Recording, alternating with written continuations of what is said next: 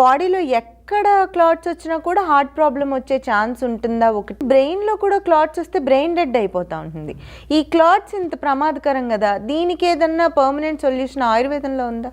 రోజు అల్లం తీసుకుంటున్నా బాగా పనిచేస్తుంది. అట్లా కాకుండా అల్లం ఎండబెట్టి తయారు చేసినటువంటి శొంఠి పొడి రోజు జస్ట్ 1 గ్రామ్ పౌడర్ కంటిన్యూగా వాడుకుంటుంటే ఈ ఈ రక్తం చిక్కబడడం కానీ బ్లడ్ క్లాట్ కావడం కానీ ఈ ప్రాబ్లం లేకుండా బ్లడ్ సర్క్యులేషన్ బాగా జరుగుతుంది. వీక్లీ ట్వైస్ కానీ వీక్లీ థ్రైస్ కానీ వెల్లుల్లి రెబ్బలం ఒక్కటే రెబ్బ అన్నంలో వేడన్నంలో తింటున్నా ఇలాంటి ప్రాబ్లమ్స్ రాకుండా ఉంటాయి. తిరుగుడు విత్తనాల్లో కూడా విటమిన్ E ఎక్కువ ఉంటుంది. అదేవిధంగా ఈ పిస్తాలో 35 మిల్లీగ్రామ్స్ ఒక ఇది ఉంటుందమ్మా 100 గ్రాముల్లో. బాదం పప్పులో 28 మిల్లీగ్రామ్స్ ఈ విటమిన్ E ఉంటుందన్నమాట. సో ఈ విధంగా అనేక రకాలైనటువంటి ఈ విటమిన్ E ఉన్నటువంటి పదార్థాలు తీసుకోవడం వల్ల కూడా ఈ రక్తనాళాల్లో ఈ గడ్డగట్టడం బ్లాక్స్ రావడం ఇట్లాంటివన్నీ రాకుండా ఉంటాయి. ఈ పంచరత్నాల్లో ఏ రత్నం వాడుకున్నా ఆ రత్నం యొక్క ప్రభావం మన బాడీ మీద